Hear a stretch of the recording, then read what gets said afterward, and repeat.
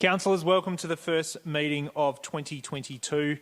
The City of Port Phillip respectfully acknowledges the traditional owners of the lands we are meeting on today. We pay our respects to their elders, both past and present.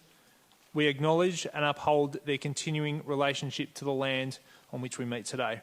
We are meeting tonight in a hybrid style, with some councillors here in the chamber in St Kilda. It's good to be back in the chamber also, and others also joining us online through the Webex platform. This meeting is being streamed via Council's web page and our Facebook Live site. Streams are recorded and available on Council's website a short time after the meeting. Please also note that Council holds rights of copyright over these productions and should not be reproduced in any way, shape or form without prior permission in writing. If we experience any technical difficulties, councillors will take a short break, regroup, hopefully rectify and then come back. Obviously, I remind attendees of and members of the public that are addressing us here tonight virtually through the Webex platform to please extend courtesy and respect to Council and processes under which we operate here at our meetings, and please take directions from me as your chair when called upon to do so. Speakers must remain respectful and statements or questions must not be defamatory, offensive or objectionable in nature, and they shouldn't be aimed at embarrassing a councillor or a member of Council's staff. And please also make sure, where possible, they relate to a matter we're discussing tonight or an open question that's within the powers of Council. So, councillors, welcome back again. It's good to be in the Council chamber for the first time in almost 2 years. I'll now move to item number 1 of the meeting, which is apologies. There being none, I'll move to item 2, which is the minutes of the previous meeting. Those minutes were recorded for the meeting on the 8th of December 2021, and they've been circulated. Do you have any questions in relation to those minutes? There being none, I'll ask if someone can put a motion to confirm them. Councillor Martin, thank you very much. And Councillor Bond to second, put that motion to you. All those in favour? It's carried. Move now to item number 3, which is declaration of conflict of interest. Over to you, councillors. Thank you. I'll move to item 4, which is public question time and submissions also. We'll now hear from all public questions and comments on report items. All the submitters will be joining us virtually tonight, and statements have been read statements can be read by an officer if we have technical issues or if they've actually just been referred to us also. So the first one's Ella Webb. So I'll call upon Ella Webb submitting a question to Council. Ella, can you hear us this evening? Oh no, that's to be read out. I'll allow you to read it. Go ahead. Through you, Mayor, we have not had Ella join at this moment, so I'm happy to read a question submitted to Council, which reads, will Council follow the lead of the City of Stonington and update its Council flag protocol to fly the rainbow flag on the International Day Against Homophobia, Biphobia and Transphobia and wear it Purple Day, and the transgender flag on Transgender Visibility Day and Transgender Day of Remembrance?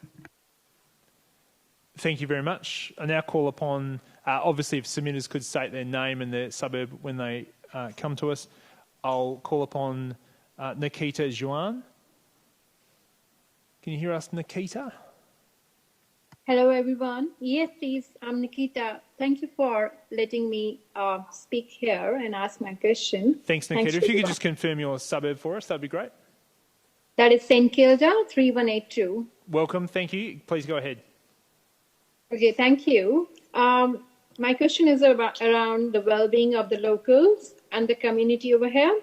If we know the world suffered for 2 years from COVID, now that we are recovering, the world is recovering, St Kilda had already been gifted with a beautiful program. We already had a program going on even before COVID, which ran around the well-being of the families that was being run in St Kilda Adventure Park by the youth services. Since last 3 to 4 years, me as a single mother of my 8-year-old daughter had been attending that and had been, getting benefited with all kind of things associated with it. Since last 1 year, it was, of course, very disruptive. Everything was disruptive. Now, when things are getting back to normal, I was expecting the programs would return to the normal as well. I would like to ask the honourable members here present in the council that what we have done to expand the programs for the sake of well-being of the community and for the families, for the kids. I see the message that I received last Saturday from the Adventure Park management that instead of expanding the programs which run around the world, which are associated with the well-being of the families, I see the programs have been squeezed down. I don't see they have returned back to normal. I would like to know when can we expect the things to go normal, return to normal in the park and for the kids, and what is council doing for the well-being of the locals? Thank you for joining us tonight, and I'll ask Tony Keenan to answer that question now for us. Thanks, Tony. Through you, Mayor. I understand the question was about the ceramic sessions. We're pleased that the ceramic classes have actually recently increased from occurring once a week to often twice a week. The issue is that the person who does the ceramics program is casual, and so if that person's not available, we can't run the programs, but we give parents and families notice of that. So as the worker's casual, sometimes they're not able to attend on that day. In addition, ceramics has now been occurring on some Saturdays as well when that worker is available, and the arts sessions are scheduled to occur each Thursday, which is what's happened in the past. I'm not aware of any programs not returning. The programs are running as they have always been running. We had an increased programs throughout the school holidays at the adventure playgrounds. Thanks, Tony. I now call upon Stephen Pennells, who's submitted a question to Council. Can you hear us, Stephen? Thank you. If you could go ahead. Through you, Mayor. The question submitted to Council reads, how many buildings and land has Council sold in the past 5 years, and how many have they purchased? Thanks very much. I'll now ask Joanne McNeill to answer that question. Thank you, Mayor. Through you.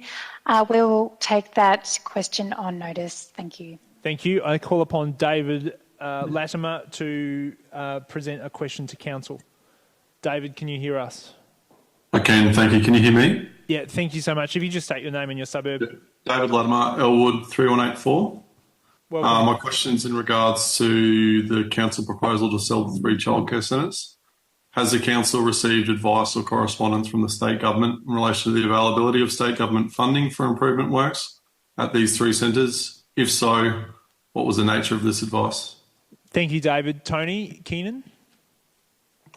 Thank you. Through you, Mayor. Yes, we have indeed received correspondence from the Minister for Early Childhood, the Honourable Ingrid Stitt, and she has provided advice that Council, that there is no requirement for an applicant to deliver a minimum of 22 licensed places and 66 licensed places for new early learning facilities or integrated centres as advertised in the Building Blocks program.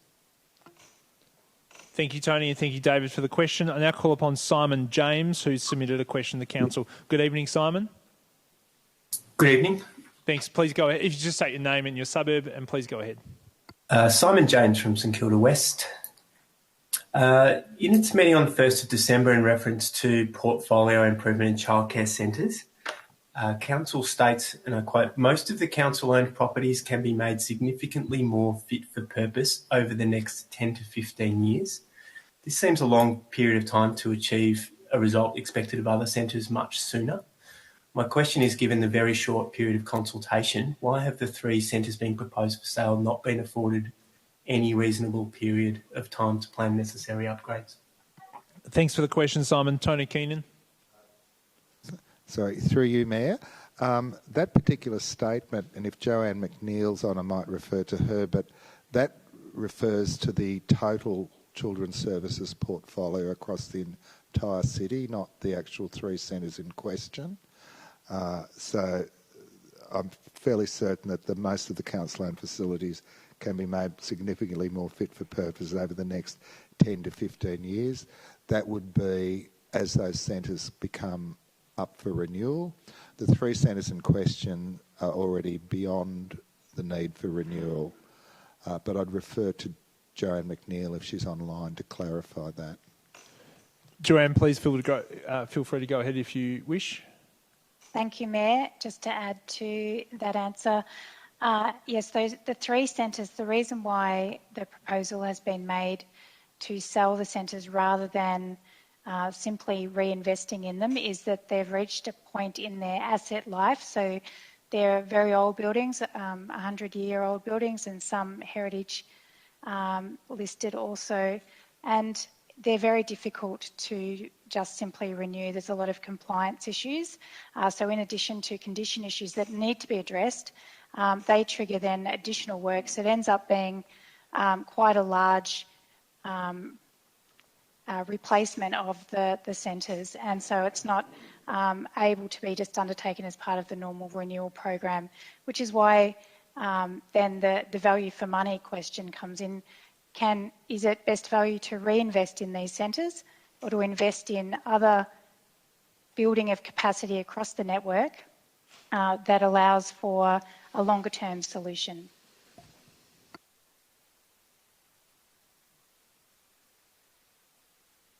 Thank you, Tony, and thank you, Joanne. I now call upon Brenda Forbath, who's submitted a question to Council. Good evening, Brenda. Good evening, councillors and Mayor. Great. If you could just state your name and your suburb. Thanks, Brenda. Brenda Forbath, Elwood, 3184. Thank you. My question is also in relation to the sale of the 3 centres as follows. Council has announced its intention to sell the 3 buildings, which will see the effective closure of 3 early childhood centres if it goes ahead. These 3 centres currently offer a total of 67 funded kindergarten places. The Kindergarten Infrastructure and Services Plan agreed upon by the City of Port Phillip in April 2021 shows that Port Phillip has not achieved universal access for 4-year-old children living in the city, with only around 85% an 85% participation rate. Council's proposal to sell the 3 centres would, I would argue, only further reduce the places available. So the question that arises from that is, how does Council propose to improve kindergarten participation by reducing the number of places available for those programs to take place? And I might add to that, the intention of the state government is to roll out a kindergarten program for 3-year-olds, which is going to be even more difficult if these 3 centres are not available for the kindergarten program. Thank you. No, thank you for the question. I'll ask Tony Keenan to answer that for you. Thank you. Thank you. Through you, Mayor. Council does have a proposal, but no decision has been made, and Council is currently out on consultation. The Kindergarten Infrastructure Support Plan refers to participation in kindergarten, and the issue around participation is not solely around places that are available.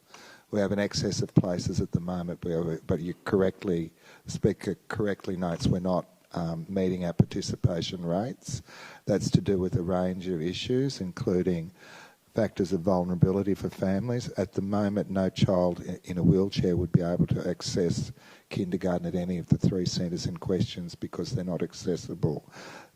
So Council's investing heavily to increase participation, most importantly through the introduction of assertive outreach worker and the introduction of the early education grants to assist participation of vulnerable kids in kindergarten. Having said that, clearly places are an important factor, but places alone don't guarantee participation. In addition, councillors commissioned further modelling to provide updated modelling on demand and supply for a period longer than the KISP, and we hope to have that available, longer than the modelling provided in the KISP, and we hope to have that available soon.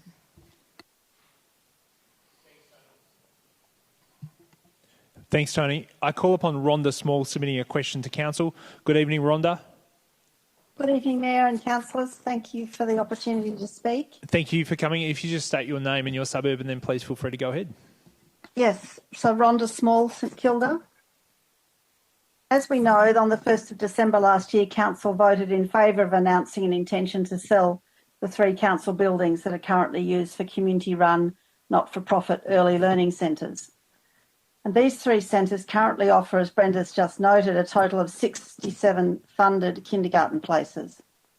And the Kindergarten Infrastructure and Services Plan agreed upon by the City of Port Phillip in April 2021 states on page 8, it's important to note that the KISP supply model assumes that the number of kindergarten places these services provide remain. So Council has already agreed that the kindergarten places provided by these 3 services must remain to meet future demand. Overall, Council's proposal will result in a net loss of 79 total daily places, including both childcare and kindergarten places. In the years 2024 and 2025, the proposal will result in a loss of 160 daily places. Whilst Council's proposal does not include an estimate of the number of kindergarten places likely to be available at the redeveloped North St Kilda site, it is clear that the new development will not be able to replace all 67 places offered by the 3 services in question. Council has acknowledged that the intention to sell generates an overall reduction in licensed places. Council suggests the private sector may fill the gap, but I question the capacity for a for-profit provider in the current economic climate to prioritise kindergarten places that are not funded by government on a for-profit basis. Relying on the private sector to replace the loss of service provision potentially exposes families to participation barriers such as increased costs, reduced availability and future uncertainty. To decrease available kindergarten places at this time in the midst of an ongoing pandemic and at a time when the state government is rolling out funded 3-year-old kinder is totally inconsistent with Council delivering on its stated commitment to universal access for all children to quality and affordable early childhood education. So my question is Council aware that their proposal to sell the 3 early childhood centres and thus reduce kindergarten places in Port Phillip does not meet their own agreement committed to in the Kindergarten Infrastructure and Services Plan? Thank you. No, thank you for the question. Tony Keenan, would you like to take that now or take it on notice? I think I can take it on notice, but I don't recall that being part of the agreement in the Kindergarten Infrastructure Support Plan. Having said that, we are doing further modelling and Council is out to consultation at the moment. But I don't recall, and I just think I know the document fairly well, that being part of the agreement. Just to be clear for the minutes, we'll take that on notice take that as well. On notice, yes. Yeah, okay. So we'll definitely take that on notice and come back. I now call upon Andrew Feeney submitting a question to Council. Hi, Andrew. Hi, my name is Andrew Feeney from St Kilda East. Welcome. I'm speaking as a parent. I'm speaking as a parent of 2 children who attend the Avenue Childcare and Kindergarten in Balaclava. Now, Council claims the buildings that the 3 early childhood centres operate from don't meet relevant building codes and accessibility standards, and that it is now too expensive and difficult to bring them up to standard. My question is, why didn't Council provide the cost estimates for the upgrade works before proposing to sell the 3 centres last month? And how could the councillors vote on the proposal, which is predicated on the cost being uneconomic, without seeing any indicative costs? Thank you. No, thank you for the question, Andrew, and I'll ask Tony Keenan to answer that question, please. Thank you. Through you, Mayor, and I may need to refer to Joanne for some of this. Costings were provided 3 years ago to the centres, and then they are publicly available on Have Your Say website, and then current costings for 2 of the centres are up there now, and we're waiting on the costings for the Avenue. but the costings for Elwood and Eildon Road are up on the Have Your Say website now. Thank you, Tony. Joanne McNeill, would you like to add to that answer? Thank you, Mayor. Yes, just to add to that, there's been work done on these 3 properties over an extended period of time. So costings were done a few years ago. These are now being updated to current estimates as we've had significant increases in costs for construction. So we're making sure that we've got very accurate and up-to-date costings available, and we're putting everything on the website as it becomes available. Can I just drill down on part of the question, though, in terms of that information being done before the consultation process started? Tony, would you be able to elaborate a bit more on that, please? Through you, Mayor, I think Joanne or the property might have more accurate timing. I know that it was done. I would be saying 3 years ago. But I'm referring to the wrong person. Apologies. Joanne, would you be able to elaborate further? Yes, thank you, Mayor. So we've had costings for these sites for the works that indicate that there's approximately $2 million worth of work at each site, and I'm using approximates because I haven't got the numbers in front of me right now.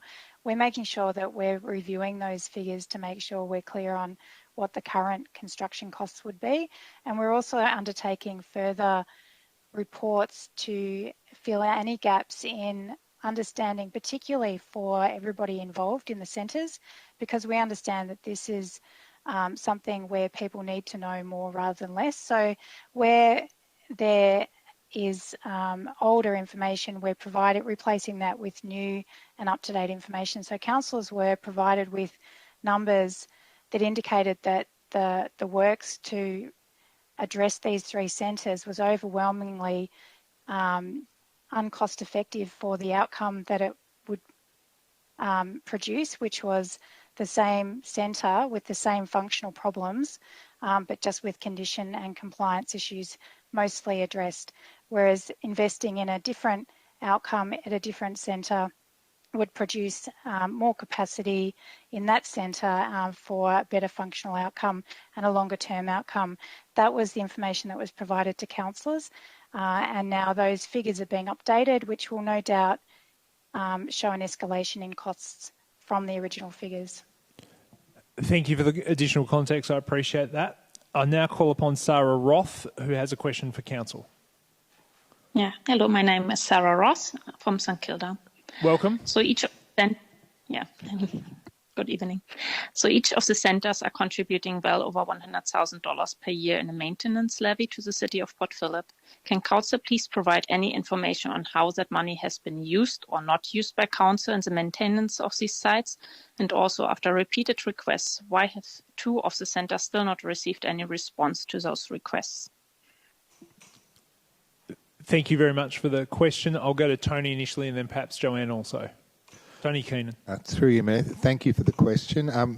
We have written to the centres, have requested information explaining that we're having some difficulty getting it, predominantly because of the relevant staff have been sick with COVID and have been off. And there are 2 systems.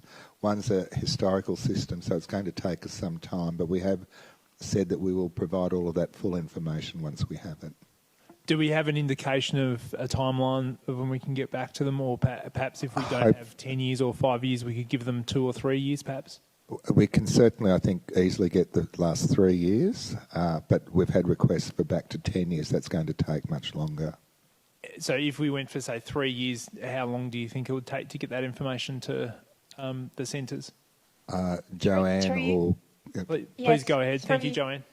Thank you. Through you, Mayor. We can provide, we've got aggregated figures across the 3 centres for the 5 years, which we engaged councillors on earlier in the year. We can provide those figures immediately. However, we've been waiting to disaggregate those figures per centre for each of the centres, which we thought was much more useful for each centre. We can provide those aggregated figures immediately, but we've just been a bit short on resources here, as no doubt other organisations have also during this period, and we apologise for the delay, but it is not through lack of intention, and we will provide that breakdown and also the 10 years as soon as we can. But that other figure, the aggregated up across the 5 years, we can provide in the next 2 days. Thank you, Tony, and thank you, Joanne. I just conferred with the CEO, who's also agreed we'll take that on notice, so when that information does come available, even if it's only for 2 or 3 years, we'll make sure that that is reflected in the minutes and also publicly available. Thank you, Sarah, for the question. I call upon Helene Camon, who is submitted a question to Council.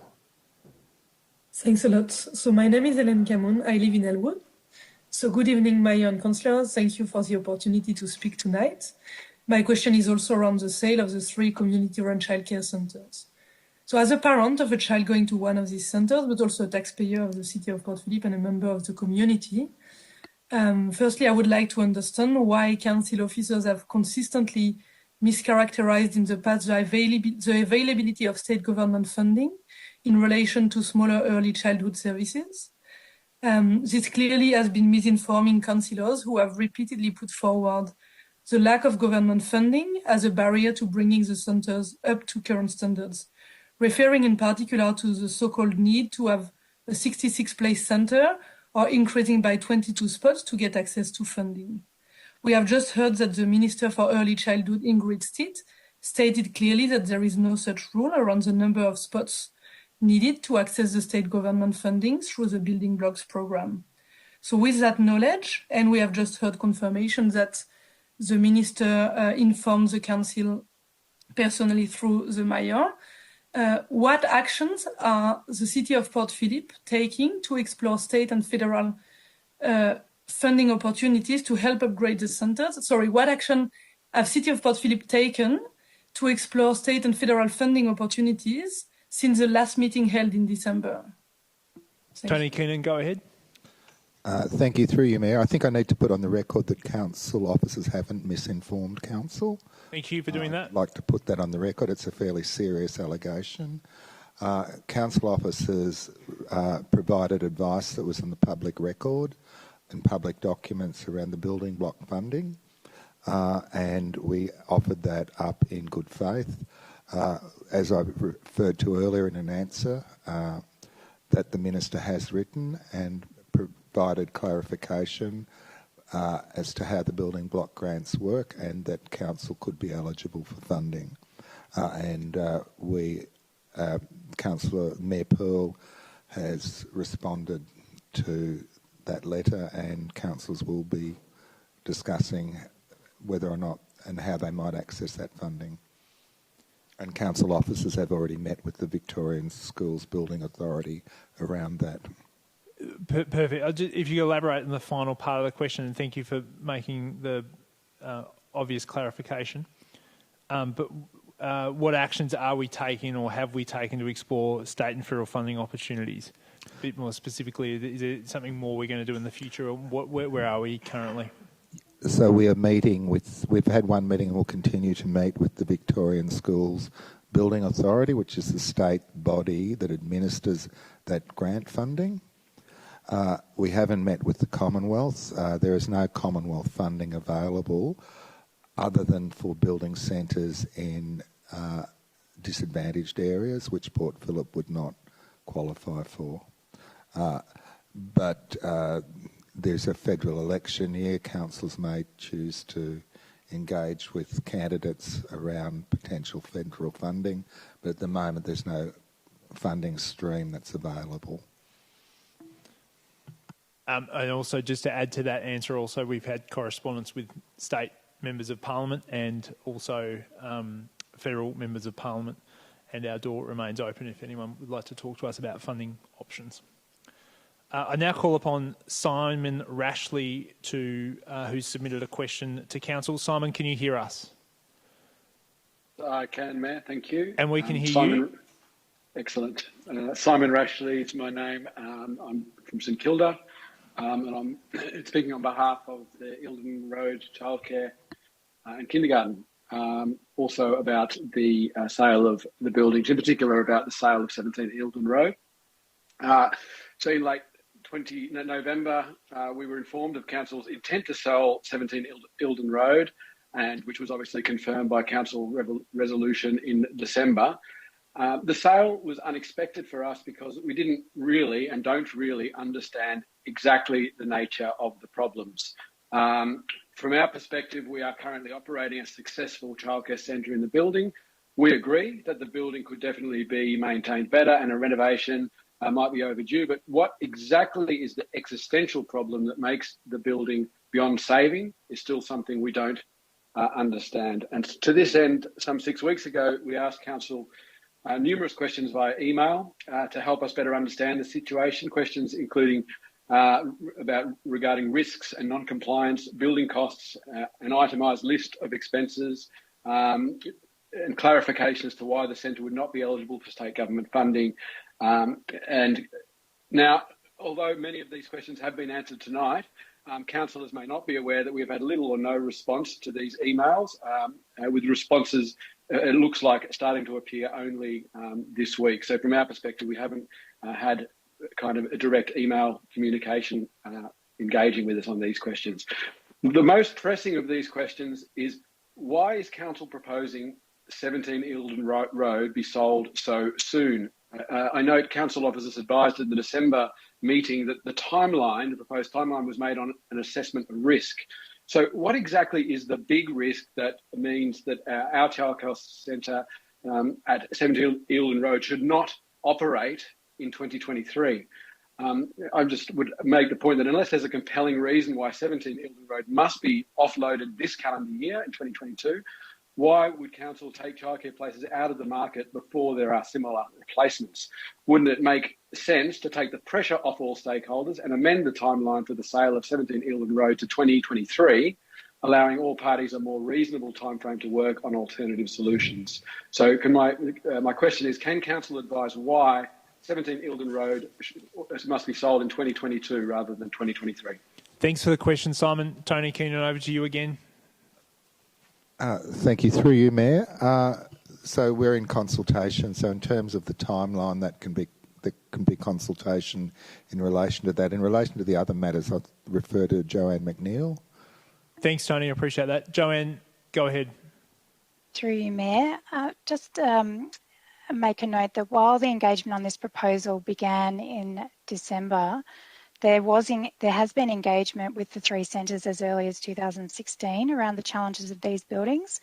So while I note that there's surprise around the condition issues, we have been endeavouring to engage with the centres on these challenges over time. And in 2019, when the policy work was underway, the asset overview paper was also part of that broader piece of work, discussing the issues with the centres. So over time, those centres are not getting any better, and that's where we're looking at the need to sell and have provided a timeline. That timeline can be reviewed, and that is part of the consultation. What is the appropriate timeline? What is the appropriate response to these issues? So the centres have requested more information, and we apologise for the challenge. We have already noted earlier this evening that they're, in addition to the normal leave that occurs over, late December, early January, when people are on school holidays and have families and take leave, we've also had the COVID-19 outbreak to deal with, and that has caused delays. So apologies, we're working on answering all of the questions that are outstanding as quickly as possible now. Coming to the question about why Eildon Road, the condition issues at Eildon Road need to be addressed, and we can't address those without undertaking a larger program of work. And we do have a specific engagement with each of the three centres to go through in detail any questions that are still outstanding. There's also a huge body of information on the Have Your Say page around the specific issues for each of the centres. So we're certainly happy to follow up on any specific questions around the condition and compliance issues for each of the centres, which are different for each of the three, of course. Thanks, Joanne. I appreciate that. I call upon a question to be read out by governance officers from Sophie Hahn. Through you, Mayor. And the question reads that Council claims that the 3 early childcare centre buildings are too expensive and difficult to bring up to standard. Why has it taken until just this week for Council to get quotes for the upgrade works? Thanks very much. Tony Keenan. Through you, Mayor, I think myself and Joe McNeil have answered this earlier, but quotes were received quite a few years ago on a number of occasions, and they've recently been updated. Yeah, thanks. I think that covers it. I call upon Catherine McGilvray to speak to item 7.1, which is a petition public spaces on Port Phillip beaches, inclusion and safety. Catherine, can you hear us? I can. Can you hear me? Welcome and thanks for joining us. If you just state your name and your question, your suburb rather, and just if you keep the question to 3 minutes, that'd be great. Thank you. Thank you. Good evening, everybody. Catherine McGillivray, St Kilda. My question is around the 19-person petition for the reduction of dog access to dog beaches, and my concern being obviously the limited number of people that have petitioned against having dogs on the foreshore in the limited areas that we currently have in the limited timeframes. I note that we have nearly 2,000 dog owners that belong to Facebook groups for both St Kilda and Port Phillip dogs. And, you know, we have had an increase, obviously, in the pandemic with dog ownership. Supposedly, that has gone to 49% of households have a pet, which I worked out the statistics for about 39% of people have a dog within the city of Port Phillip. We only have 12% of households registered with a dog, so we don't really have a true number of people of how many we actually have compared to how many people have registered dogs. But my issue considers the fact that I believe that we don't have enough open spaces, and obviously the dog beaches are really valuable to the people of Port Phillip, but also the 2.8 million people that visit the city of Port Phillip each year.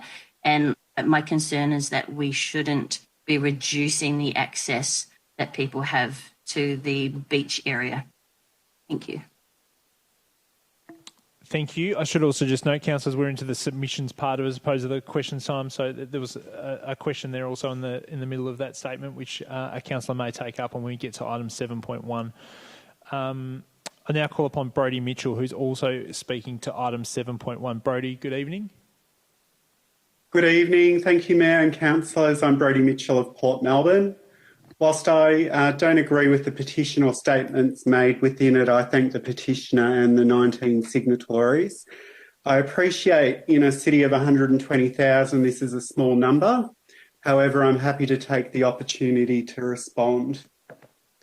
As the creator of Port Phillip Pooches, a community of approximately 1,000 dog owners in the city, I've previously spoken about the value of pet ownership and the vital role it plays in community, social connection and this city's collective well-being. With the substantial increase in dog owners as outlined in the recent DAMP, I continue to request councillors realise the opportunity this provides to small business and residents and not be left behind. We live in a metro area close to the CBD with an increasing population and finite public spaces, as I'm sure you're aware. With this in mind, all parties should be working to find ways to bring our community together and to share our city's public spaces equitably. On any given morning this summer, one only needs to stand at Lagoon Pier, look left, and you'll see a vastly empty beach on any given morning. Not the 19 petitioners, nor any dogs. Look right, and you'll see a vibrant, if not squished, community of residents and their pups crammed onto a small stretch of beach. Where is the equity or common sense in this? Demanding beaches be dog-free or dog on leash at all times by a small number of people in this community amounts to segregation of community and a breakdown in the community cohesion dog lovers have instilled here in this city. I want to take this opportunity to draw your attention to the following key points in relation to the 22-25 dam. From 2013 through to 2021, there's been a 44.5% increase in dogs registered in the city of Port Phillip. The frequency of most animal management requests has reduced from 2016 to 2021. So the data shows here there is no need for an increase in animal controls or further restriction or segregation of our community. With the above in mind, I request councillors consider the opportunity presented by dog lovers in this city, be creative and innovative in realising the community and commercial opportunity and support our growing community, one that provides so generously to our city's social wealth and the small business sector. Thank you. Thanks very much, Brodie. I call upon Adrienne Sarkozy, also speaking to item 7.1. Oh, hello. Thank you so much. I'd like to acknowledge Mayor and the councillors. Thank you so much for allowing me to speak. Again, I'm probably reiterating 19 people signing a petition is a very small minority. 2021 has been 2 years of suffering of people's mental health. The ownership for animals has grown dramatically as we have been in this pandemic. There are many lonely people who have lost jobs and partners because of lockdowns. The beach was a sanctuary, particularly 2020 when life was dark in Melbourne. Many businesses in Port Phillip are dog friendly. They welcome pets and people frequent them because of this. The beach is a haven for people to take their pets to socialise and reap the benefits of water and sand. We pay rates for this and we also welcome visitors to our beaches. Dogs get appropriate exercise, thus lessening barking issues for neighbours. Beaches are safer than off-lead parks. What the council needs is more clear signage and maybe clarity on where the dog beach starts and ends. My elderly neighbours do not have dogs. They do not feel comfortable with the responsibility.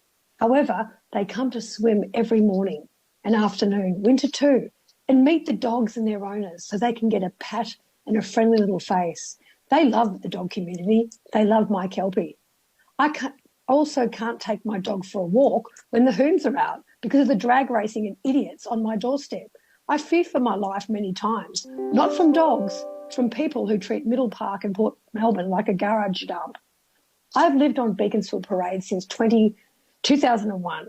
I've made so many friends because of my dog.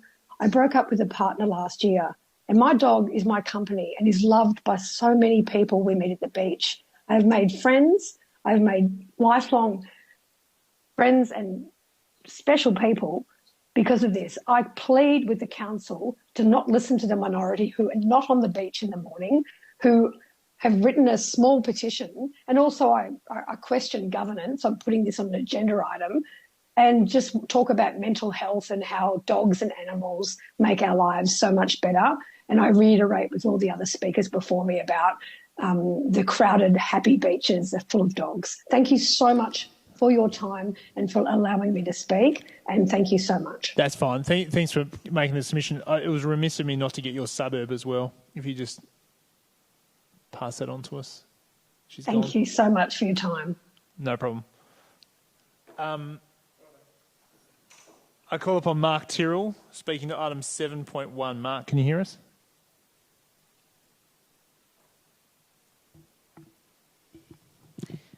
Through you, Mayor. I believe that Mark may be trying to get into the meeting still. If you want to progress to the... Yeah, we'll keep going, shall we? I now call upon Anne Landers, rather. Item 7.1 also. Anne, can you hear us? Yes, can you hear me? Thanks, Marcus. Loud and clear. If you can just state your name and your suburb, and please go ahead. Yep, name is Anne Landers, postcode 3207, Port Melbourne. I am a pet owner, and I too am bothered by unruly dogs and feces, and concerned if there are, dog attacks happening. But this petition, I feel, will it's about dog attacks and increasing when I see that we've had an explosion of, pet owners, and the dog attacks. I don't know what dog rush is. I see that in the report, but the dog attacks for 2020 to 21 were 96, and back in 2016 16 were 100. So there's actually 8 less than in previous years. And those dog attacks, I feel, may be as a consequence of limiting the small spaces that dogs have to move around in. Behind me, there's a dog park and an off-leash dog park. And during COVID, there were a lot of picnickers and families around, and we're always mindful of keeping the dogs away from, getting into the picnic basket. So also that includes the beach along Port Melbourne. I took a couple of photos, which I took the time to send around to all the councillors, showing a hot day, 33 degrees on a Sunday, the weekend, at 10:56, almost 11 o'clock in the morning. And on one side of the beach, there were a lot of pet owners and dogs, and on the other side, it was pretty empty. It was vast. So when we put a proposal forward to ask for more space, we're asking for it to be before 9 a.m. and also the only people that are out there are usually joggers, walkers and pet owners on the beach. So I don't believe that a long, drawn-out, expensive consultation is required. I just believe we need to survey those people who are on the beach in the morning to see who's using the beach and, what's required. Can we add a little bit extra beach space and some time for the pet owners? Because leaving dogs in small apartments, you've got to give some consideration to those. The bulk of Port Melbourne are living in apartments, units, yardless homes, and we're going to disadvantage those pet owners and their dogs further by not allowing them to frolic in the water, have to be kept on a leash and in a limited space. So that's going to create more dog attacks if they're crammed on a small beach. So if you do see an increase, that's because we have additional pet owners and dogs, but we don't have additional space for them. And the other point that I wanted to make was I have nothing against the beach bar. I think it's a great idea, but I do have a problem with the fact that you've actually limited the unleashed dog space even further by placing that in that area. Maybe you could have moved the dog unleashed area further along, give some consideration to pet owners, because there are more pet owners in Port Melbourne now. The other point I wanted to mention was, if you've I hope you've all had a moment to have a look at the photos and see what I'm talking about, because I've got many more photos to show that the beaches are empty in the morning. Thanks, Anne. Have you had a chance? We've received some photographs and we appreciate that. It's just, if you conclude you've got another 10 or 15 seconds, that'd be great. Okay. What I wanted to say was that I believe the petition is speaking about doing a consultation to reduce the space, when I, in fact, believe we need to increase the space and put some consideration into allowing dogs on the beach. I want to thank these people for putting this petition in, because it has inspired me to go forward and talk to other dog owners, and also to put their requests in to increase unleashed time on beaches. And thank you for taking the time to be with us this evening, Anne. We appreciate it. I call upon Patricia Goldie, speaking to also item 7.1. Patricia, good evening. Good evening. Can you hear me? Loud and clear. If you could just state your full name, or your name and your suburb, that'd be great. And please feel free to go ahead. And if you could just keep the comments to 3 minutes, that'd be terrific. My name is Patricia Goldie. I live in Port Melbourne. Firstly, I want to thank the councillors for voting unanimously on the 3rd of November last year to retain the current dog restrictions on beaches, and secondly, to include an action in the draft public space strategy to undertake a review of all on-beach dog restrictions. The important point is the motion includes all on-beach restrictions. In the draft Public Spaces Strategy Summary Engagement Report from October 2020, the top priority outcome was places for people, reported by 95% of respondents. Our petition is also highlighting that we want the review to focus on beaches for all people in Port Phillip, not just for dog owners.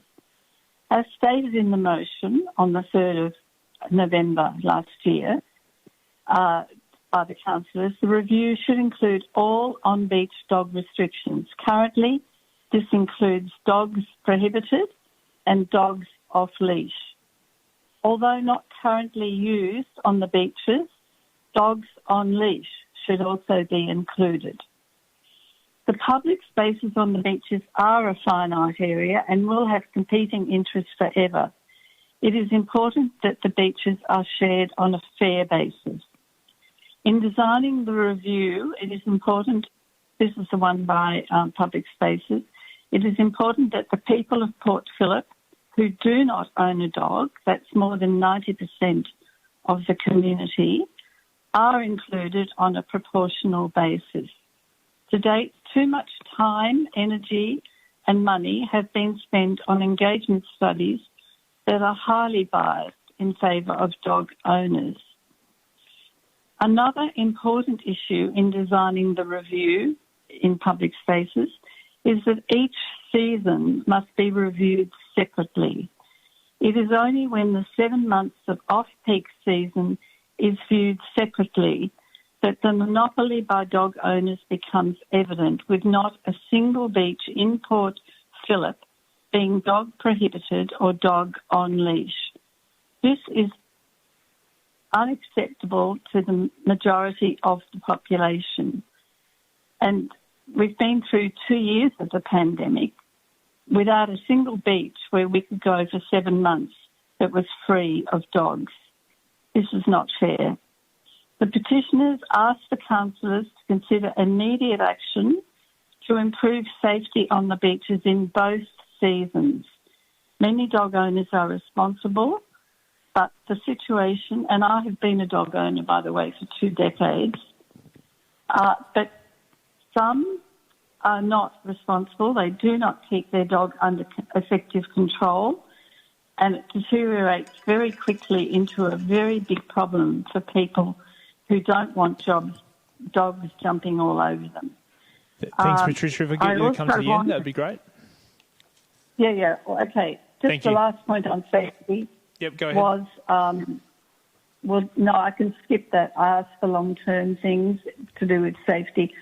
But as far as the officer recommendations, I do not believe that the officer recommendations include evidence that the concerns raised in the petition, public spaces on Port Phillip beaches, inclusion and safety, have been understood. And I would like to ask the people, the council officers, who are the stakeholders of the public spaces and the beaches of Port Phillip. Thank you. No, thank you, Patricia. I appreciate you putting that statement and that question at the end there, which a councillor may take up when we get to the item. I now call upon Elizabeth Morrison speaking to item 7.1. Elizabeth, can you hear us? Yes. Can you hear me, Marcus? Loud and clear. Thank you for joining us. If you just get you state your name and your suburb, and please go ahead. Thank you. Libby Morrison, Port Melbourne. The recommendations for the petition do not go far enough. There is no assurance about a review before any changes to dog beach regulations. The lack of representation for non-dog owners in policy seems to have been overlooked. The overrepresentation of a small group leads to inequitable policy and should be avoided in the development of dog guidelines. There is no mention of examining equitable dog beach access with extended walking opportunities and disabled access in both peak and off-peak seasons. There is no proposed action before April to ensure that there is not another 7 months without dog on leash or dog prohibited beach access. There is no suggestion of actions to increase compliance now or in the future. Please can we have surveys and reviews that appropriately reflect dog ownership numbers? Access to on-leash or dog prohibited beaches, April to November, and more resources for enforcement of dog regulations. Why bother about dog beach access? Exposure to the natural environment is beneficial and should be available to all residents year-round and at the best times of the day for walking. Port Phillip beaches are a major natural asset, and instead of a minority having the majority of access, beaches should be fairly shared. Dog owners can access all public spaces at all times without their dogs. while other community members are prevented from using off-leash areas to the detriment of their health and well-being. It is just as important for some to be without dogs as it is for others to be with dogs. Equity of access to beaches is missing. Thank you. No, thank you for joining us this evening. We all appreciate it very much. I call upon Robert Gandy speaking to item 7.2 now, which is the petition response in relation to safety issues at Linton Street, Balaclava. Robert, can you hear us? Yes, I can. Thank you. Robert Gandy from Balaclava. I note, and my fellow residents note, that there has been work done to the footpaths to date. While we appreciate the efforts gone to repair the footpaths, we still feel that the trees on the street do not provide or stop light from reaching these footpaths, and therefore at night it's very unsafe to work on these footpaths. We have all residents, including children, when it becomes dark, obviously more so in the winter, have to walk in the middle of the road because the footpaths, you just can't see anything. We would like to know what further steps are going to be taken to address these issues and not just repair of the footpath. We feel that even though the footpath has been repaired, in due course, in a matter of years, 1 year, 2 years, with the root system of these trees, that the footpaths will again be lifted up and you're just going to have to be doing the same job yet again. Further to this, when the footpaths were repaired around the trees, gravel was placed around the trees, and it's now created a big mess and a slipping hazard on these footpaths. The street, we feel, will be much better suited with smaller trees. I've tried to share some photos, but I will do so tomorrow to all councillors. The street used to be a pretty landscape. Now it's just a mess. I just spoke to a neighbour before, and they said it was disgraceful the way the street is at the moment. The trees' foliage constantly falls onto the ground, roads, cars, footpaths, and there's an abundance of possums that leave excrement all over our cars, footpaths, on a constant basis. That's it from me, but I would like to see more action done. Thank you. Thanks very much for joining us this evening, Robert. We appreciate it. I call upon Frida Ehrlich speaking to item 9.1, which is the positive ageing policy, proposed policy scope and process. Frida, good evening. Yeah, thank you, Mayor and Councillors. I'm Frida Ehrlich from St Kilda, and I hope I'm speaking on a very non-contentious issue which may actually embrace some of the other issues, but not childcare, possibly. So as chair of the Older Persons Advisory Committee, I actually congratulate Council for its vision in providing a positive ageing policy. Tonight marks the first step in the process. So why is the positive ageing policy important now? Because we live in uncertain times, as we've heard. In a year of federal and state elections, it's unclear who the government's going to be and what they will do in terms of funding aged care services on a local level. So we're hoping that this policy will give the council clear tools to know what is important to older people in the city of Port Phillip and also how well council is doing in delivering these services. We consider the policy to be a robust one. Its World Health Framework is the gold standard of making cities age-friendly, and its consultation process is thorough. OPAC has already been briefed about the scope and process of the policy, and we have already contributed to the design of the survey. We will continue to play an active role. So this is the 22nd year that OPAC has advised, consulted, and advocated to council on issues that are important to older people. In a society that tends to make older people invisible, we have made it our mission to advocate loudly for older people, especially those who lack the resources to know how to communicate to council.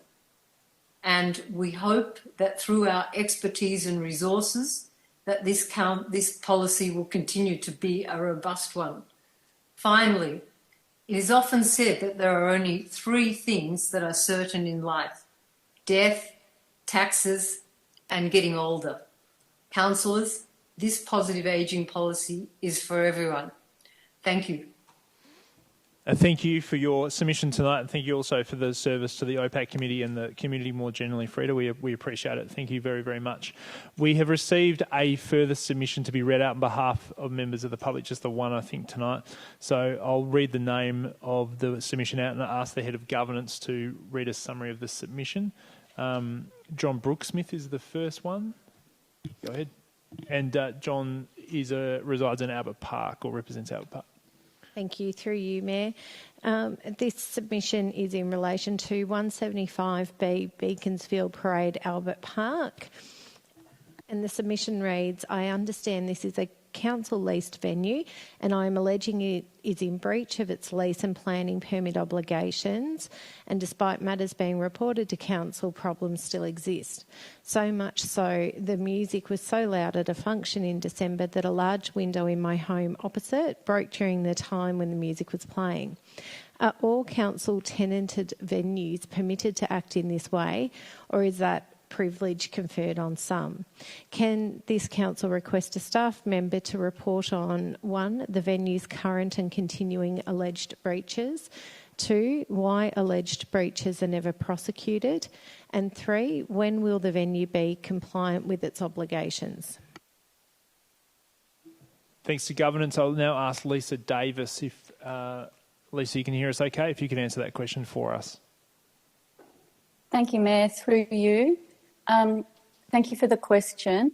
I can confirm that officers have responded to each of Mr Brooksmith's complaints over a number of years, and that they are currently working with the operator of the venue to implement further noise mitigation around their events. At that venue there is a new operator, and that operator is cooperating with us to improve sound emission and putting in new equipment to mitigate the noise impacts upon residents. And we will reach out and continue to work with Mr Brooksmith regarding his complaints. Thank you, Lisa. Thank you. No, thank you. We'll just loop back to the question in relation to 7.1 from Mark Tyrrell, who unfortunately wasn't able to join us online this evening. Through you, Mayor, a summary of the submission reads, this petition is a step backwards in the equitable provision of beach and park access for dog owners in Port Phillip.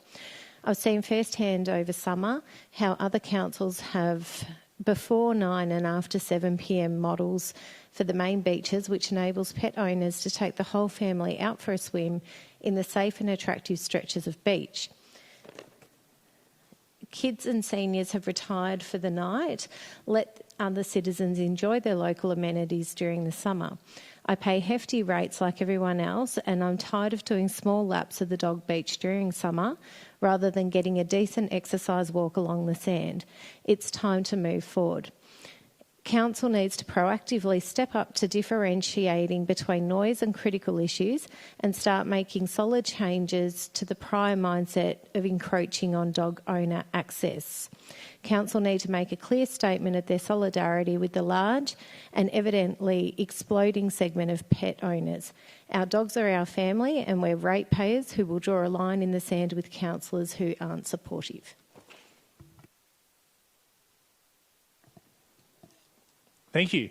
That concludes item 4. Councillors, will now move to item 5, which is your opportunity to ask some questions. So, councillor question time. Councillors, over to you.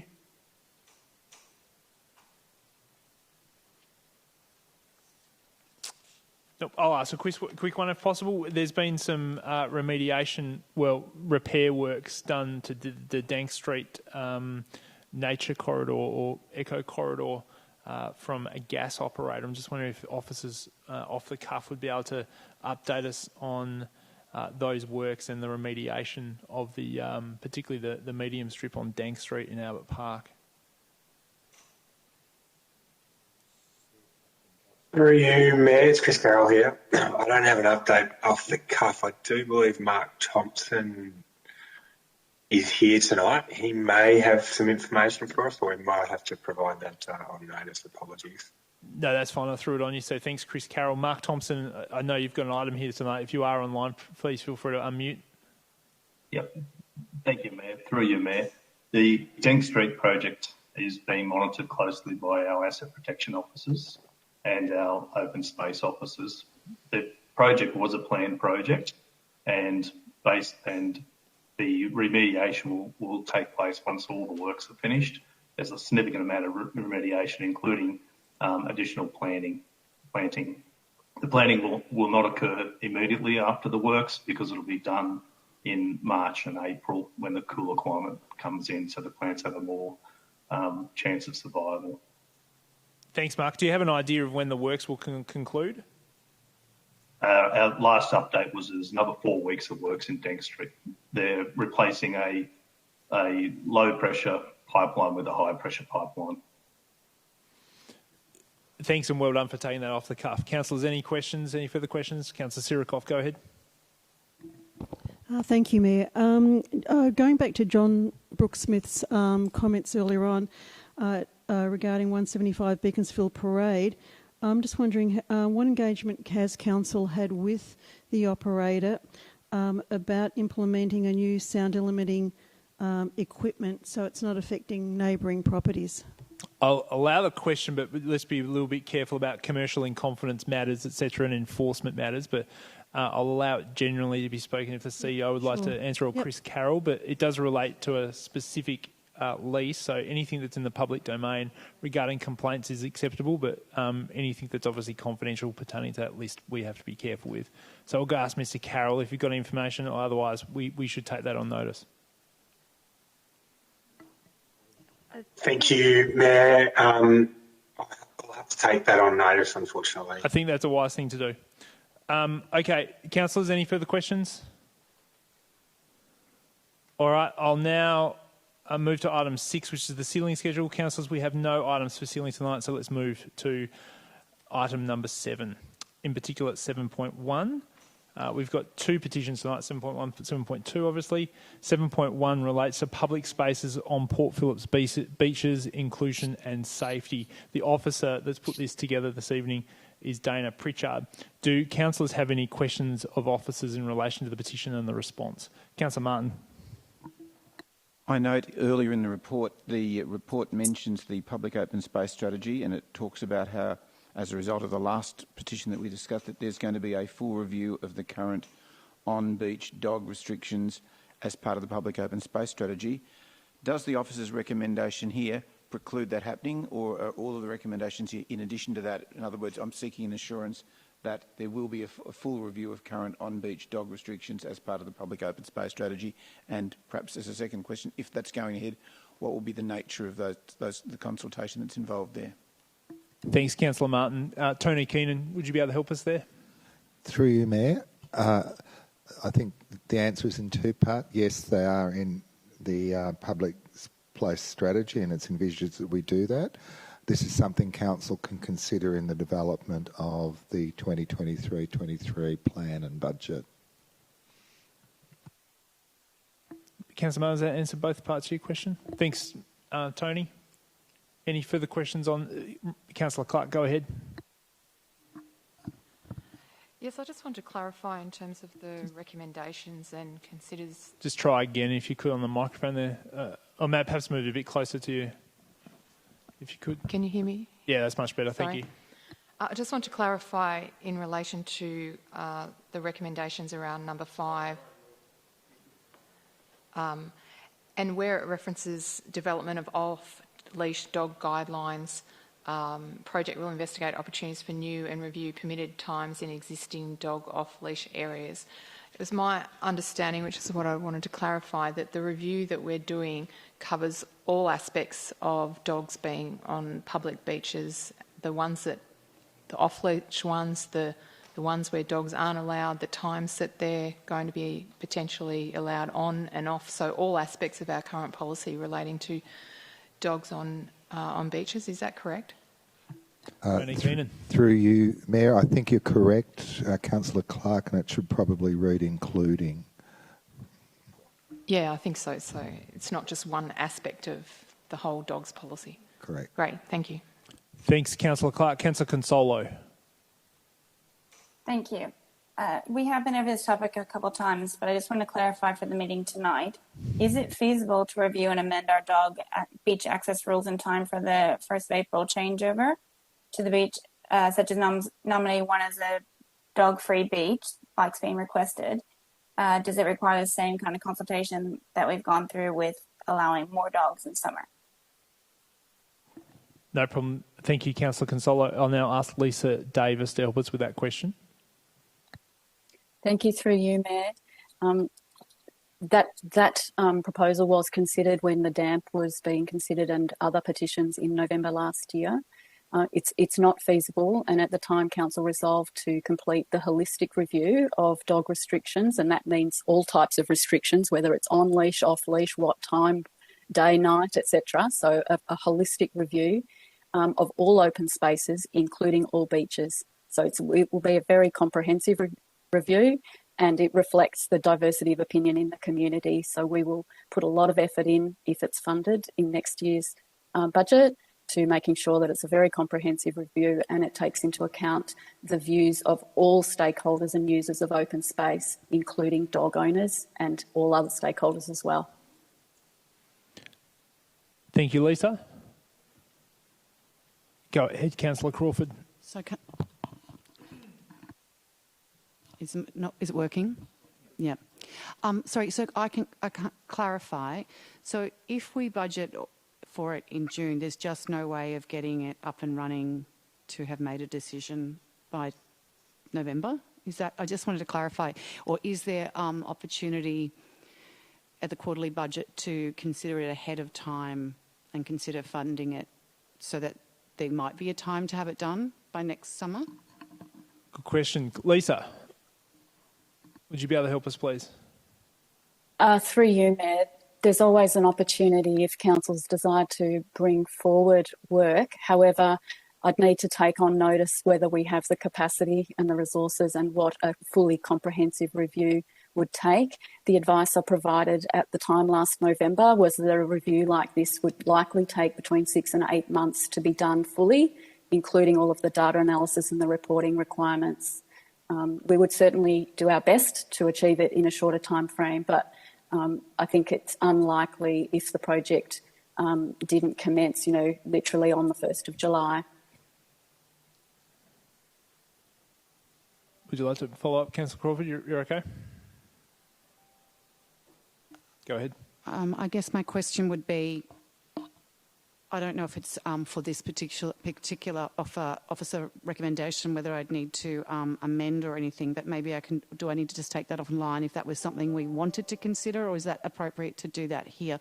No, I don't want to necessarily do it on the fly, but it's still open to me if I don't amend anything tonight, or open to council. I'll take it, Mayor. Go ahead, CEO. Through you, Mayor, the mid-year budget review is coming up shortly. We'll endeavour and I'll undertake to try and get an indicative costing and timing on that to give council an option to bring it forward for that mid-year review. It'll be indicative, but I think we can. If you're happy to take that as an undertaking, we can have a look at it through the mid-year review process alongside other priorities to bring forward. Yeah, if we can take this offline too, but yes, thank you. That's fine. Thanks. I'd like to move an. Sorry, go ahead. I'd like to move an alternative motion if I can. No please. troubles. You took the words out of my mouth. Councillor. Hard to do this hybrid. No, that's fine. That's fine. No troubles at all. So, no objections to that. Councillor Consolo, would you like to move this or something else? Move something else, please. No troubles at all. Have we got the details of that we can put on the screen, or would you like to read it out? It's to recommendation 4. It's just changing the last few words, saying that the public space strategy 2022 to 32 contains actions in response to community feedback to review dog restrictions in all open spaces, including beaches. That's the end. That's it. Great. Do I have a seconder for that alt motion? Councillor Crawford. Councillor Consolo, it's now up to you to put that motion. Go ahead. Sorry, can I just ask as well on number 5, we just spoke earlier, did we need to change that word to, it was something about including Tony Kingson? Sorry, what? On recommendation 5, it was Councillor Clark's question. Recommendation 5, there was a word saying maybe we need to put including.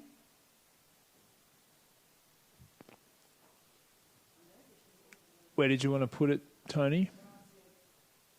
I suggested it was all aspects of dogs, off-leash areas and others, and I think Tony suggested it was including, so that it's not just that, it includes this. So, if that makes it better, I'm happy to move that. Okay, as well. we'll just put that up and just confirm the second is okay with that.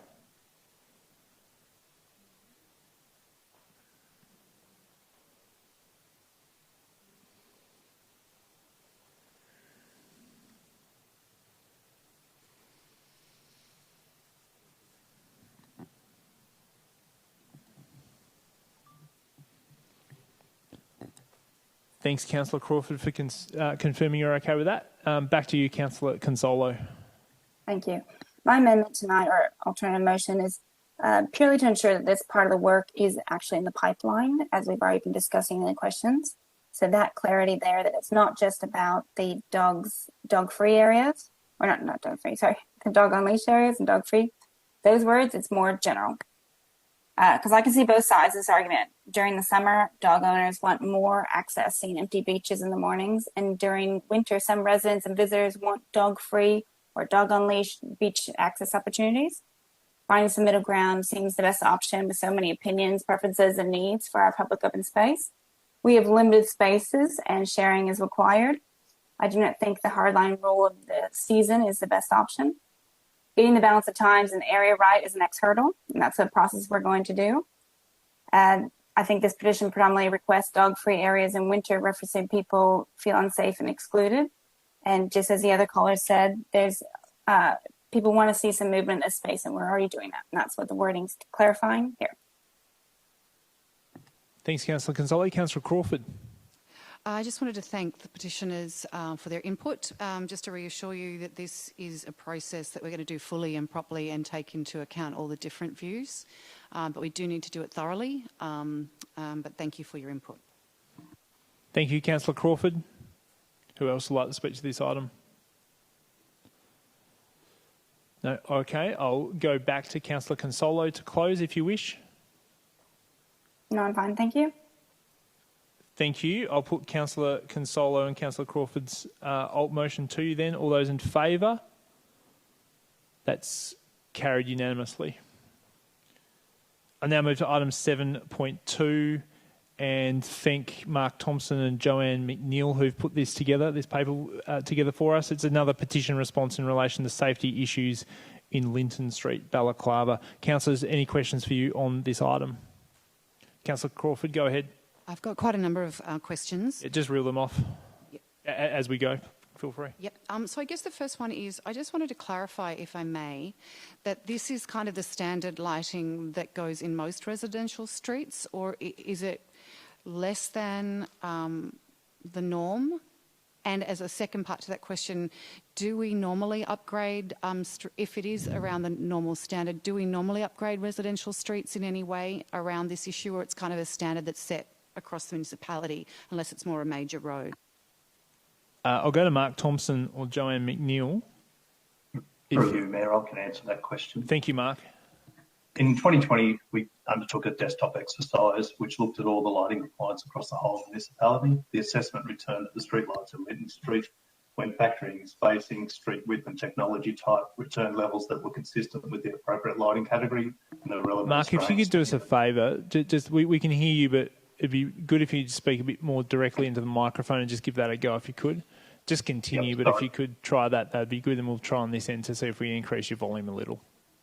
Thank you, Mayor. So the levels returned in that particular street on the desktop exercise were a lighting category PR3. Considering in the desktop exercise, the trees change over the course of summer months and winter months, that wasn't factored into the actual site. But utilising the classification in the Australian standard, an appropriate standard level for that particular street would come to a PR5. So that's a standard that was lower than the current standard provided in the street. And the local street is a residential street. The pedestrian cyclist activity is considered low. The fear of crime is considered low. The lighting for amenity is considered low. And there's a footnote in the Australian standard that says if streetlights are on reticulated electricity network, the lighting category can be lower by one level. So the appropriate lighting for that residential street could go down to a PR6. So it's well above the existing lighting. If we did a design for it, it would go into a prioritisation program under our current lighting renewal budget, and it'd be prioritised as very low. Can I ask, Mark, are the assets ours? It's a bit unclear to me. So we can't apply to City Power to just upgrade it on that. It's our responsibility to upgrade if we want extra street lighting, if it's more than the standard that they apply. Mark, go ahead. Yes, Council. Sorry, through you, Mayor. Council doesn't own the streetlight assets, but we're responsible for the light level within the road reserve, and that comes under the Road Management Act. The Road Management Act, Schedule 7A, stipulates that a responsible road authority may, at its discretion, cause to be installed lighting on roads or part of roads, which is the coordinating road authority, and Council is the coordinating road authority. Whilst the actual Road Act says that we don't actually have to have lighting on public streets, Council has an operational intent to supply lighting on public streets. Unfortunately, Council must go through City Power or Powercore to complete design and to install, as Powercore are a single service provider in Victoria, through their subsidiaries being City Power and United Energy in our municipality. And may I follow up with that? So we have no idea at this point whether the possible recommendation is even feasible. Would we have to spend money even to find out if the design is possible, given the limited, the houses are linked in on those various electricity poles? So we really don't even know if this is a feasible option. And what would we have to spend money, or if we did, how much would we have to spend to even find that out? Mark Thompson. Yeah. Through you, Mayor. Yes, we do have to. We'd have to apply to City Power to do a feasibility and design, and that's not a designing of the actual light levels. It's only a designing of their network and whether they can actually put a 3-metre arm on their pole. That cost ranges between 10 to 15,000 normally, depending on the complexity of the project. And just to update on a clarification, whilst Council doesn't own the lighting assets, we do pay a maintenance and operational charge per light per year. Councillors, over to you. Councillor Sirikoff, go ahead. Thank you, Mayor. Is it the council is obligated to keep tree foliage clear of all power lines for fire risks? Is there any possibility that these trees fit under that regulation, and would by pruning back the trees in such a manner be able to be done so as to increase or shed more light on the footpaths and roads? Thanks, Councillor Sirikoff. Mark Thompson, over to you. Through you, Mayor. The actual lighting conduit which runs there is an encased conduit which allows it to go through the trees, so there's not the same setback levels as an open line, so they're actually compliant at this particular stage. The trees are Melaleuca trees, which basically the trimming would not provide a large outcome for light spillage. If the arms were put onto the lights, there'd be more spillage onto the roads. However, the cars would affect that light spilling onto the footpath.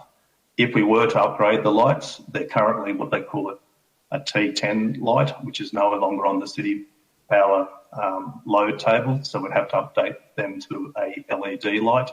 The LED lights are a white light, so it may look that the street is actually lit to higher levels of luxes. However, some people like white light and some people don't like white light. Thanks. Councillor Sirikoff, would you like to follow up? No, that's all. Thank you. No troubles at all. I'm going to follow up if I may. So, Mark, you're saying that even if we were to trim them back a little, it probably wouldn't actually make much difference. But you were also saying if we were to put a 3-metre arm, most of the excess light would go onto the road, not the footpath anyway, which is kind of against the whole point of the petition. Yeah, correct. Over to you, Mr. Thompson. Mark Thompson, rather. Yeah. Through you, Mayor. That's correct. The light unless we got rid of parking out of the street, the light wouldn't spill to the footpath. It would just spill to the centre of the road and to the curb. Thank you. Councillor Sirikoff. Moving on to another issue that the petition has raised in regard to the footpaths, is it possible for council to maybe look at how the route systems could be maybe put barriers in to reduce the lifting of footpaths and make it a better footpath for the residents? Mark Through you, Mayor. The current condition of the footpaths is in a condition what we call 2.5 out of 5. Whilst the routes do have some impact, they're not having a large impact on the actual footpath themselves. These are fully matured trees. Our asset inspectors inspect that street regularly, and at this particular stage, there wouldn't be any more work that is required on that footpath. Councillor Sirikoff. So I'm just really also interested in the resident also concerned about the amount of debris that's around the trunks of the trees that are going out onto the footpaths. Would that be from the root systems, or is it just is it something that can be maybe looked at to maybe redo areas around the roots around the base of the trees? Mark Thompson. Through you, Mayor. The actual material around the trees is a granite-sized crushed rock, which is fairly well compacted, but it's still permeable. The major issue at the moment is that these trees are called snow in summer. That's their common name, and you probably realise that they're actually shedding at this time of the year. It's very difficult for our street sweepers to get into this particular street, as it's narrow and there's parking on both sides of the street, and the parking is quite regular from the residents that live in the street. So it is difficult to put onto a cleaning program. The footpaths themselves, they're blown with blowers, and then the street sweeper comes down the middle of the street. Thanks, Mark Thompson. Go on, Councillor Crawford. I know you want to. Oh, look, it's more like, have we ever done a radical program, and Mark, you probably can't answer this, where the reality is we can't, as a municipality, clean every street every day or every week, where people used to sweep out the front of their own properties and venues at a point, and more of that collective responsibility. Have we ever had that kind of a program? Did it exist in councils once upon a time? Because the reality is we can't, clean up after various trees as quickly as people would like. Mark Thompson. Through you, Mayor, I might take that question on notice, or unless Lachlan Johnson is online. Lachlan, are you online? Are you able to answer that, Lachlan Thompson? Mayor, it's Chris Carroll here. Go ahead, Chris. What I can say is a fairly common responsibility, obviously, for people to maintain the berms and things like that. The garden beds around the front, or the footpaths, the surrounding areas of the footpaths in the front of everyone's house. So I know I go out on the weekend and mow my berm and take good care of it. So there is a recognition that the public does have a broader responsibility to play their part in keeping streets and footpaths and other things tidy. But in terms of actually street cleaning and footpath cleaning, I'm not aware of any kind of program or responsibility of making that formally part of the community. But in suburban areas, obviously, we do look at people mow their berms and things like that, and take care of the parts outside the front of their properties that aren't actually on their land. Thanks for jumping in, Chris Carroll. And I'll ask one more question. I promise this will be the last one. Is this perhaps something council could consider, if it's harder for the street cleaner to get in there, that we could in the future consider, maybe not as part of tonight, that we're on a Tuesday once a month, all the cars are not able to park on that street for an hour, where, that kind of program which we have discussed previously, but maybe there are key streets with some trees that perhaps require that kind of parking movement at at the street cleaning time? I don't know really what my question is. Is that something that we could consider down the track? Through you, Mayor, we could certainly, sorry, I bumped in there, Mayor. No, it's fine. Go ahead. That's what we want. We can certainly have a look at that again. I know some municipalities have similar issues with narrow streets and parking on both sides, and they've put up signage, you know, every second week you can't park on that side of the street, and if you do, you get a fine and things like that. So there's pros and cons, and there's challenges with it when parking is such a high commodity. But maybe potentially we could try and, you know, do a letterbox drop once a quarter or something, and ask people to not park there for that period of time so we can go and clean it. But at the moment, I think while we can't systematise it with the street sweepers going through, you know, and just doing it themselves, just getting through the curbs themselves, the team does still go in there occasionally and use the blowers and things like that to get around the cars, and the street sweepers then go down the centre of the road. It's not as effective, and it obviously takes more effort, and hence we don't do it as often.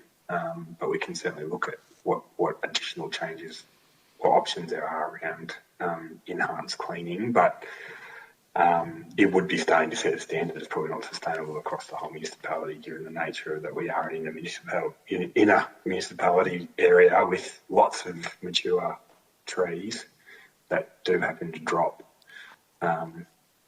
flowers, bark and other leaves and other things during the year. Thanks, Chris Carroll. Any further questions, councillors? Okay.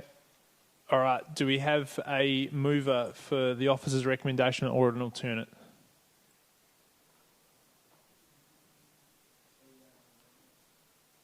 Councillor Bond moves the officer's recommendation and Councillor Clark seconds it. Councillor Bond, over to you. Councillor Clark. Anyone else like to speak to the item? Councillor Crawford, go ahead.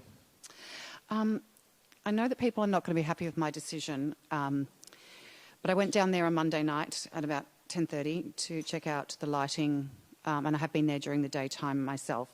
I think the challenge is, although I understand some of the issues with the trees, I think that is an ongoing challenge for this council, trying to have canopy and coolness and beauty, challenge with roots and leaves and pollens and all of that. I have plane trees which drop a mountain of leaves, which is also slippery when you get in and out of cars when you're knee-deep in leaves. So it is an ongoing challenge across our municipality of how we manage that. And unfortunately, it's just not possible to clean every street all the time. So I do think that is where and I think this is for Litter to get back into the practice of communities taking responsibility for that little patch in front of theirs. With the lighting, I'm not going to support it. The brackets of 3 metres will fall onto the road, and you're talking about footpaths. And I did notice when I was walking down there, some of the porch lights that people had on their porches actually provided more light on the footpath than I think any extra longer brackets. We don't know if it would work. It's the standard of most streets.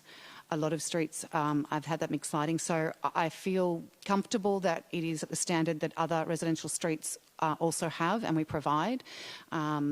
And I just don't see that the proposed recommendation actually delivers any more footpath light, and especially at a cost. And we also don't know if it would even be able to be possible.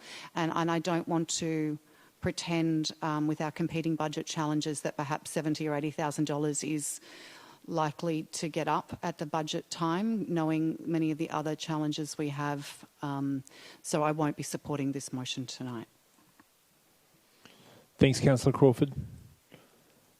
Who else would like to speak to the Deputy Mayor Baxter? Yeah, I'll make it quick. This one's a tricky one because I think this street is actually part of its charm is that it's a cute little sort of street that's it's like a court, although you can get out at the end of it, and that I don't necessarily I agree with a lot of the things that Councillor Crawford has said. Having said that, I really have no problem with referring this to our budget process, and we can weigh that up against other priorities. It may it may make it, it may not make it, but I'm happy to consider it. The question is whether that amount is worth the relatively minimal benefit that we've sort of heard of. But personally, I'm happy to take this to the budget and see where we end up. Thanks, Deputy Mayor. Councillor Martin. Looking at the officer's recommendation, it's very easy for me to put my hand up and say, look, these people would love more lighting. Let's see if we can find the chance to do it. And if I vote in favour of this motion, then it goes to the budget process. I'm also thinking that when this gets to the budget process, knowing how many other competing items are going to come along, I'm going to have a lot of trouble supporting this item when it's measured up against the many, many other items that are going to be put forward in the budget process, given that the lighting in the street currently meets the various standards. So I'm very, very conflicted over this. If I vote for it, I'm perhaps giving false hope to the petitioners, because I'm likely when it comes to the budget process to vote against it. On the other hand, if I vote against it now, I'd love to see them have more lighting. I'd love to see more lighting in my own street. I'd love to see more footpath cleaning. There are lots of things I'd love to see, but am I giving false hope to the petitioners? I'll make my decision in the next 30 seconds. Thanks, Councillor Martin. Who else would like to speak to the item? Go ahead, Councillor Copsey. Thank you. Just noting similarly, I've got some scepticism about the overall benefit of the lighting works, but I do support the other points of this motion, so I will vote for the motion, but I am realistic about the chances of this in the budget process, similar to what Councillor Martin's just said. Thanks, Councillor Copsey. Councillor Bond, would you like to close? Oh, sorry, Councillor Consolo, I missed you. Yeah. Go ahead, Sorry, please. can I ask a clarifying question? Does it make more sense if someone moves an alternative motion to remove number 5?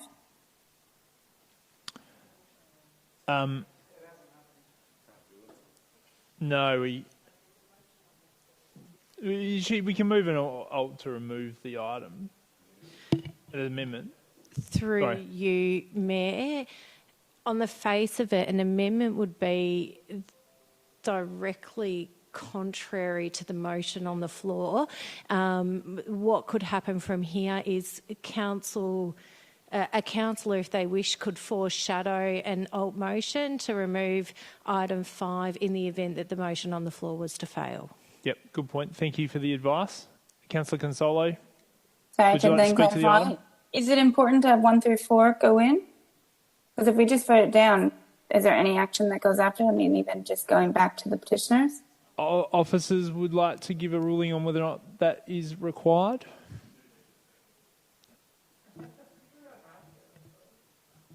If they were, let me rephrase the question, if I may, Councillor Consolo. If they were removed, would that be contrary to the motion and be opposed to the motion we're considering at the moment? Is that that's what you're asking, Councillor Consolo? No, I'm asking if this just gets voted down. That's it sounds like people are not voting in favour of it because of number 5. So if it's voted down and somebody has foreshadowed an alternate motion through 1, 2, 3, 4, sorry, I misunderstood what you're saying, then that motion would be able to be put to the floor for a vote. That is correct. And I think what Councillor Consolo is also asking is if nothing was foreshadowed and the motion was just voted down, I think what would be missing is a response to the petitioners. This has been formally received through a previous report with a note to come back for response. So I think the action outstanding would be a response to petitioners. Councillor Consolo, does that answer your question? Yeah. Thank you. And sorry, apologies for my very poor interpretation of your questions this evening. That's okay. Councillor Martin, I will foreshadow if that's the right time to say it. Yeah, go ahead. So you'd like to speak to the item, so go ahead. Sorry, I will foreshadow to remove item 5 in an alternative motion should this fail. No, in the event this motion fails, obviously. Yes, in the event that's what I mean. No problem. Councillor Martin, that's what you're going to do. You're going to foreshadow. No troubles. Where were we? Councillor Bond, I asked to close. No. All right, councillors, I'll put that to the vote. All those in favour? All those against? That motion has failed. Councillor Consolo, you made a foreshadow. Would you like to put an alternate recommendation? Yes, please. I'd like to move an alternative recommendation or motion that removes number 5. And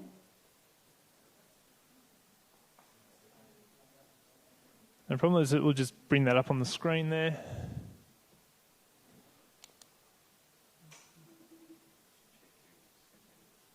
Peter Martin's going to, but I haven't called it yet. He can yet. It was Bond and Clark.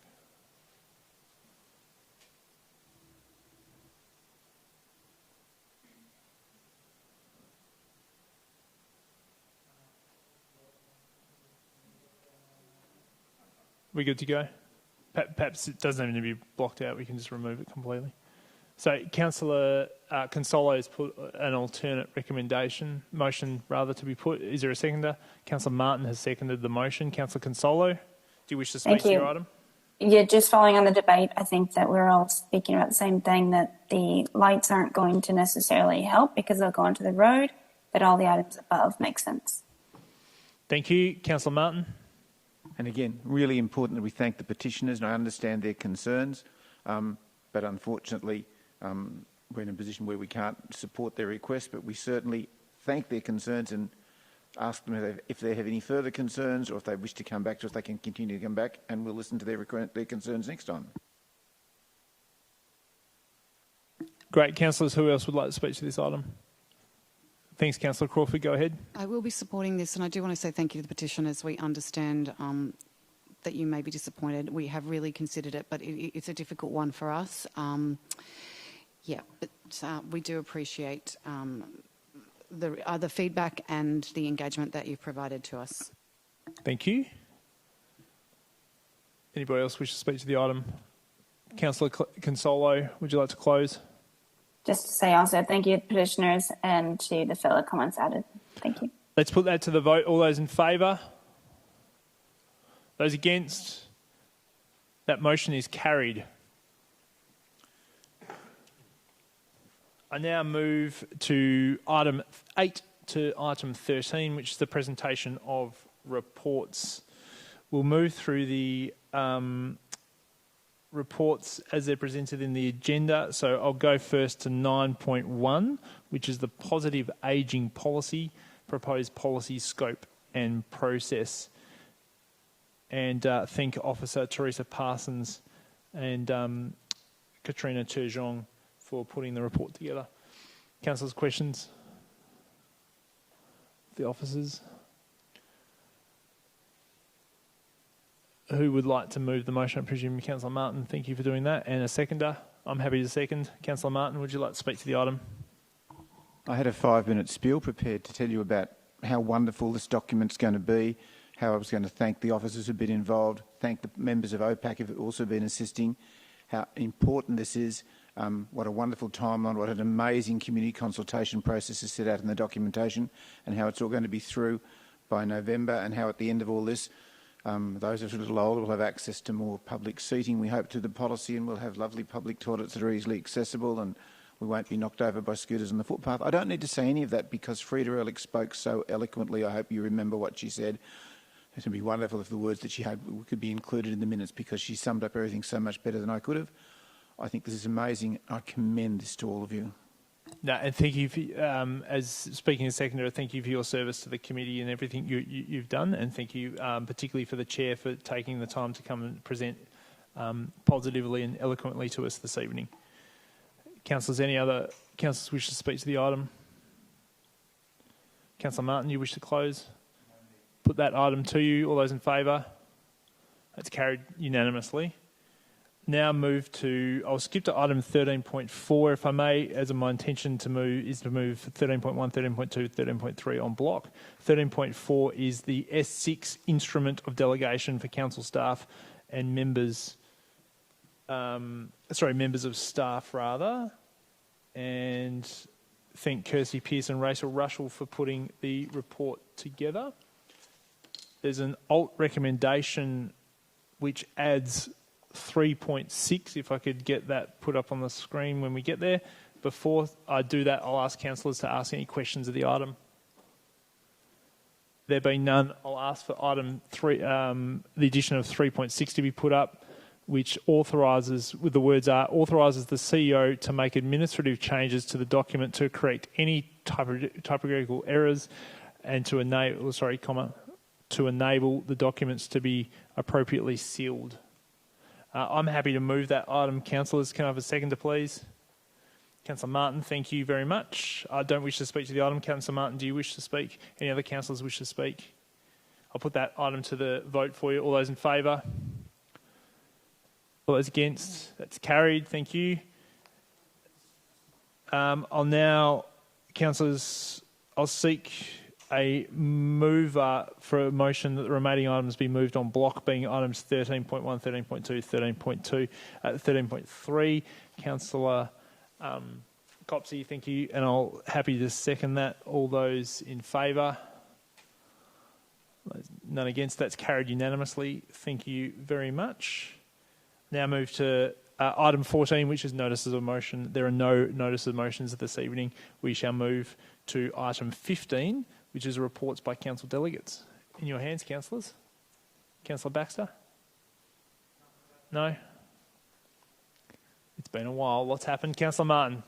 Councillor Pearl, can I ask you as Mayor to report on the opening of the new Fisherman's Bend Secondary College, perhaps in 30 seconds or less? Yes, and it's remiss of me, councillors, for not sending you an email, but I will because I took some good photographs. But it was a privilege and an honour, albeit at short notice, but you know, it was good to be there, that the council was invited to open the Fisherman's Bend Secondary College, which I would say, well, I don't have the exact facts, but I would say it's the largest single investment in our municipality of a school. It's a multi-storey facility, which obviously is a very substantial investment. And the council, formally appreciates and thanks everything the state government has done to put, the infrastructure we need. They've put in a secondary college. They've put in a primary school 4 or 5 years ago. Council's been working with the Victorian Schools Building Authority. We thank the local member, Martin Foley, in particular, for advocating for these two facilities. But it was a proud moment. Of all, Councillor Martin and myself were there to represent council to watch that school get open. It was opened by the Education Minister, James Molino, who was very open and welcoming to the students there. Obviously, there's an embryonic group of students there for Year 7 only at the moment. I think there's 40 or 80. There's 80. But it's a catalytic piece of infrastructure for our city. And it's a beautiful building, and it was a privilege and honour to be there. So that's the report there, Councillor Martin. Obviously, there's some work to do, probably from the council side, in terms of the use of Murphy's Reserve. So, but officers are looking at that also. But it also gives us a couple of years to work out where the students will go, how the usage will facilitate. But there's a bit of work on our side there as well. So that's the report. Good question. Any other reports, councillors? Great. Let's move to item 16, which is items urgent business. Any items urgent business tonight? Let's move now to item 17, which is confidential matters. Councillors, we have one confidential report that's been listed on the agenda this evening, which is item 17.1, the Audit and Risk Committee, independent member appointment. I now call upon a councillor to move that the meeting be closed to members of the public as we consider this confidential item. I'm happy to move. Can I get a seconder, which is Councillor Bond? Now put that motion to you. All those in favour? It's carried unanimously. Councillors, we'll now conclude the public part of this meeting in Webex. I advise members of the public that there is no further open items to be discussed. This will be the conclusion of the public meeting, and we thank you for your attendance and welcome you to 2022. Thank you, everybody.